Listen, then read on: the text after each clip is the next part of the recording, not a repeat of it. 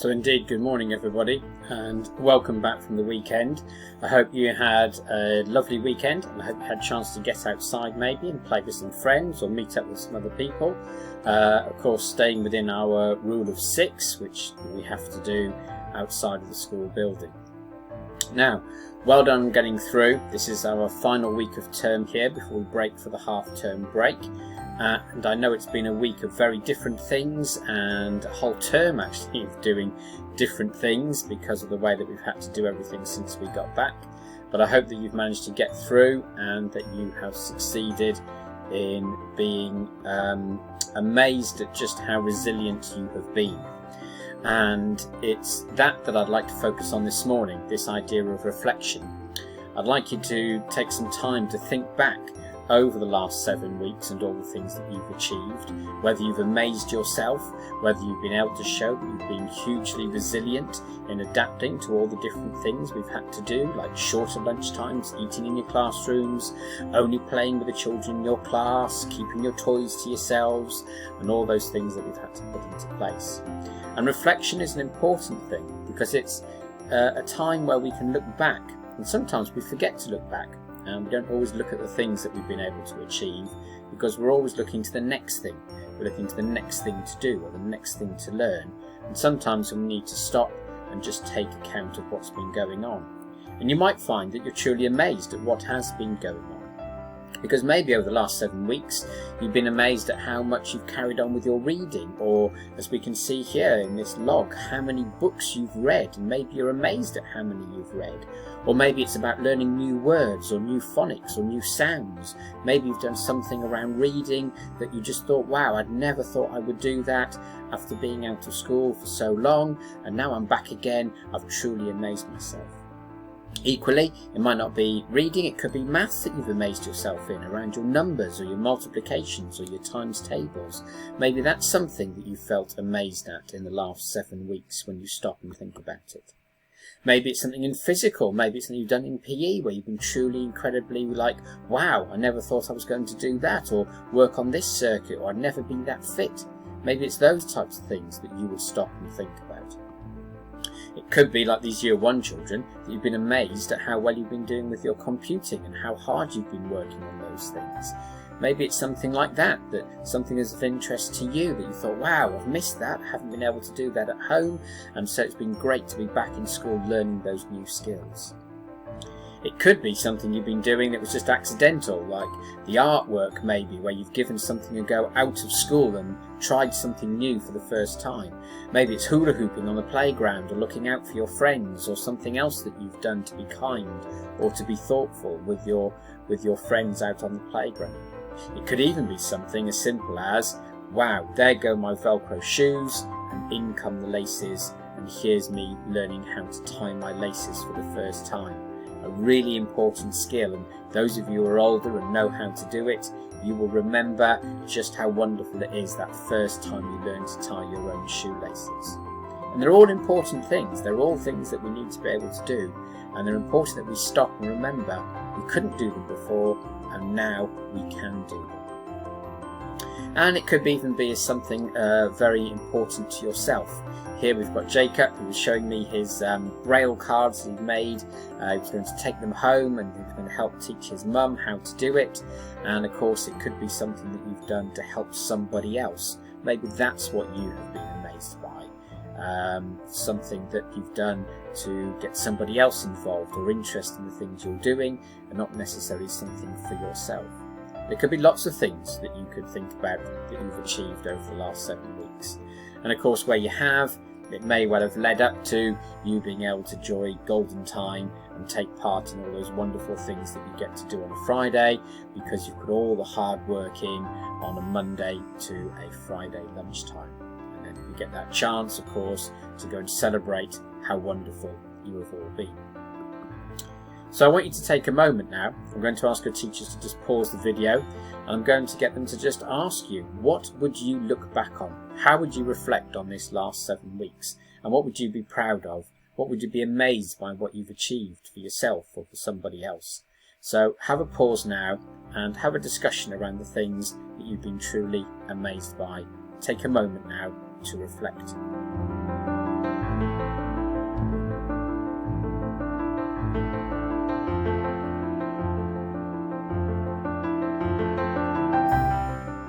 Okay, well, welcome back, and I hope that you've had a good chance to think about all those different things that you might have achieved, and they required hard work to do it, because not everything comes easily. And this idea of things not come easily can be linked into this story. Now, this is the painting that was made around a story about Moses. Now, he was a man who went into Egypt and rescued his people from the Egyptians and slavery, where they were made to work really hard and often beaten and hurt and not looked after very well. And he took them out of Egypt. And then when he got to this place called the Red Sea, he found he couldn't get across it. The sea was too strong, the Egyptian army was racing in, and at that moment he asked God for help. And the story tells us that God parted the water and made this gap. He put a bridge, if you like, in between the water. The land was there, they were able to walk across it, and they got back into Israel very safely. Now, that's a story from a very, very long time ago that's put down through the Bible, maybe to remind us that sometimes we go out of our way to help others, and that we go out of our way to do things that actually are not easy. And there's a lot in the story where Moses doesn't want to do this journey, but he does it anyway. And that leads me nicely into this, because this isn't a story from the Bible. This is a story based on a true event that happened in American history. This is a lady called Harriet Tubman, and obviously this month has been Black History Month, and I know you've been doing quite a bit of work around it in your classrooms. But what's important and special about this lady is that her mother and father weren't even from America. They were actually born in Africa, where some people came along and took them, literally just took them, and captured them, if you like, and sold them to some white people in America. And they were set up there to work as slaves. And they were working on what's called the cotton fields, which is how they made clothes. And they were put to work, and they had to work long hours. They weren't treated very well. They didn't earn very much money. And they basically had to do what their owners told them. Now, Harriet then grew up in America and was born into this, and the same thing happened to her. She became a slave to the white people who owned her and were putting her to work in the cotton fields. Well, she realised that this wasn't right, and she decided that she was going to change it. Now, the way she had to change it was to technically break the law, because what she had to do was escape. And that meant that her owners wanted her back, and they were going to capture her and then punish her if they did. But she managed to get away, and she managed to get from what was called the southern part of America to the northern part of America, and it was there that she was able to not be a slave anymore at that time. And while she was there, she suddenly thought that she couldn't leave behind the people that she'd been working with, and so she decided to go back. And she did go back, and she went back, they think, around 13 times, and managed to rescue 70 people from slavery and bring them out and take them to a place of freedom where they could then be in charge of themselves again. And it's amazing to think that this has happened in our history. Even when you look back at it, the Moses story, it happened then, and then it was still happening not so long ago in this country and America and in other countries across the world as well. And what's interesting is that Harriet became known as Moses. That became her nickname because of the link to the Moses story. And she literally was a modern day Moses, because she took the people out of slavery, led them across the country to a place of freedom. And she did it by creating what was known as the Underground Railroad. Now, there was no road, there was no rail, no trains or anything like that. The reason it was called underground was because it was all hidden, it was secret. They had to often move at night to stop being captured by the people who were trying to look for them. And they used to have to use what was called safe houses. So here in this picture we can see someone put a blanket up, which basically means we're safe, you can trust us, bring the people here for the evening, we'll feed, we'll look after you, and then you can move on again. You can carry on with your journey, and then you can get to the next safe place. And they had to do that over and over and over again to escape being caught. But eventually they did make it, and she repeated that 13 times. She led the people across the country. and she took them from a place of slavery to a place of freedom, which is hard for us to imagine because we haven't grown up in a time like that. But that's how it was, and how it was for a lot of black people just a few hundred years ago, and even less than that actually, across the world. And what Harriet did was quite remarkable.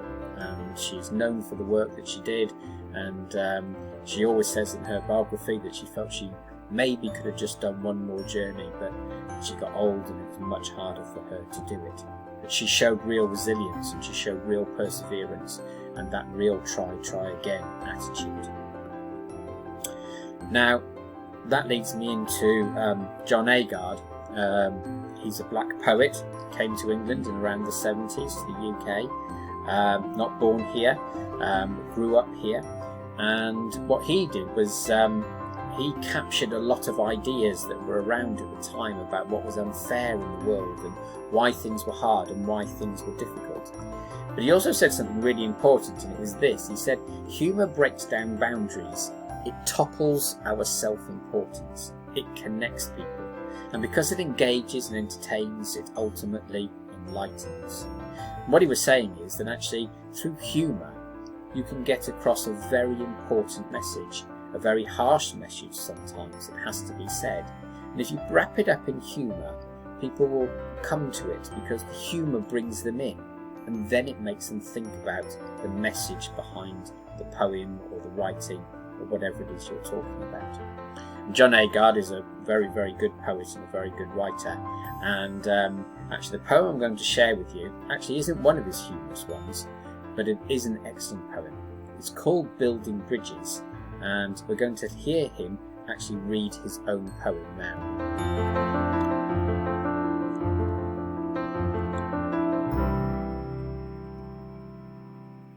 Bridge builder. Bridge builder I am, between the holy and the damned, between the bitter and the sweet, between the chaff and the wheat. Bridge builder I am, between the goat and the lamb, between the sermon and the sin, between the princess and the Rumpelstiltskin. Bridge builder I am, between the yoni and the lingam, between the darkness and the light, between the left hand and the right. Bridge builder I am, between the storm and the calm, between the nightmare and the sleeper, between the cradle and the reaper.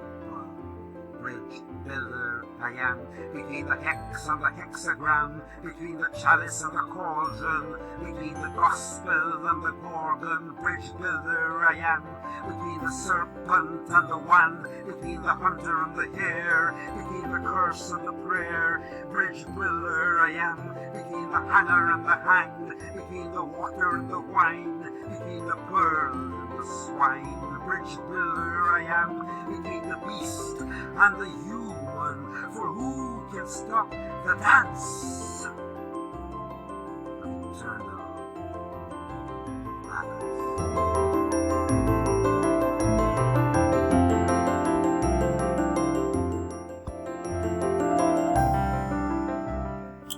It's a great poem, a really interesting one to look at as well and unpick and understand what he was saying, with the repetition and then the two ideas linking together all the time.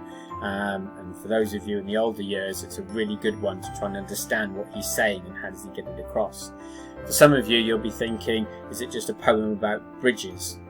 Well, actually, it is about bridges, but it's about the function of a bridge, not about the bridge itself. And as you can see here from these pictures, of course, bridges are designed to cross a path of water. They're designed to connect us from one place to another.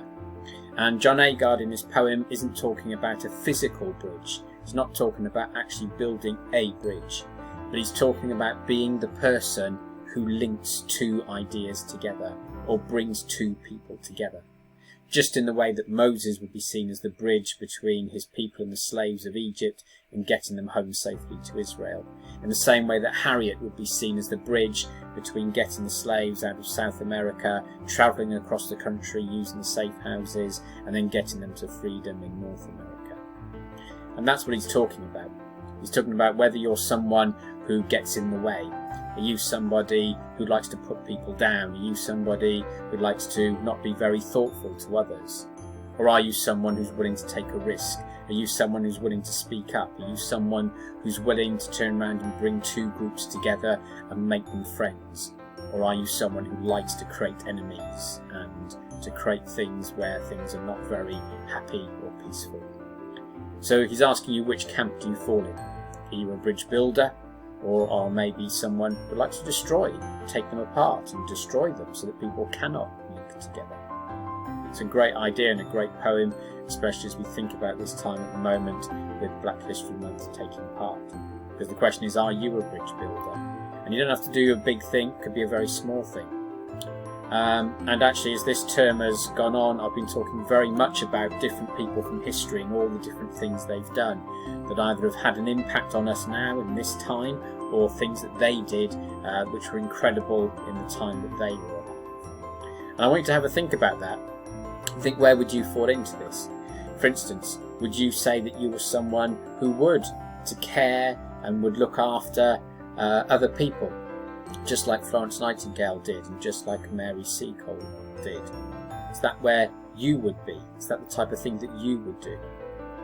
Maybe, do you think that you would be someone who would try to invent and have a try and try again attitude, just like Thomas Edison when he invented the light bulb?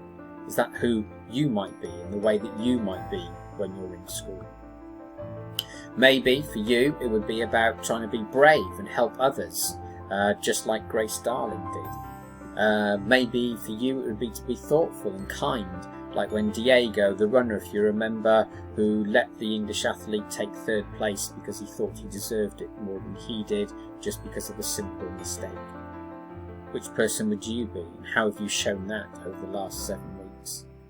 Maybe for you it would be to look after our planet. Maybe that's what's important to you, just like Sir David Attenborough. Maybe that's the thing that you will go on to do.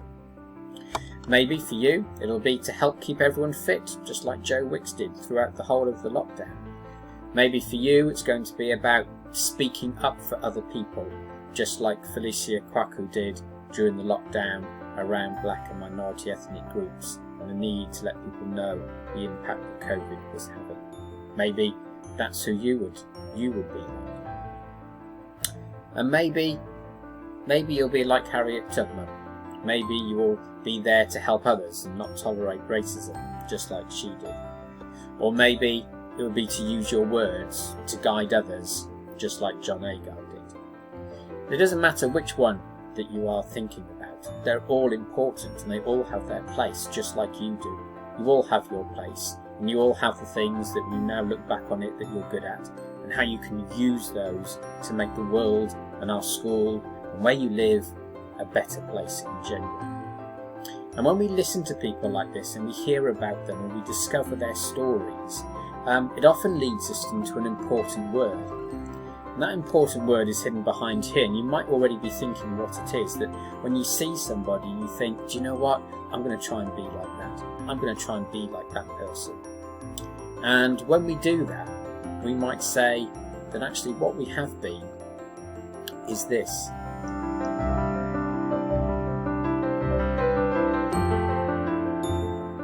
What we may say is, we've been inspired. I've been inspired by John Agard to go away and write poetry to help people to get across an idea about being kind or being thoughtful. I want to be like Harriet. I'm going to make sure that bad things don't happen to people, and I'm going to try and stop it where I see that happening. Maybe you're going to be like Thomas Edison. You want to invent and not give up, and you're going to keep trying and trying and trying to solve a problem in some way. It doesn't matter who it is that inspires you, but be inspired. Because there's always someone out there who's doing something remarkable, and then we can look at that and think, wow, I can give that a go. I'd like to have a go at that. So with that in mind, this week, rather than picking one of our best words, I'd like you to have a go at trying to be all of them.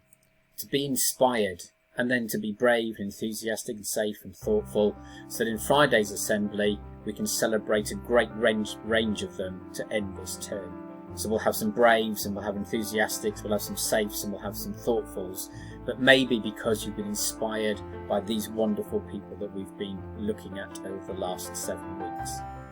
So I want you to have a really, really fantastic last week, and I want you to do your best as usual. We'll celebrate that again on Friday, and I want you to think about who inspires you.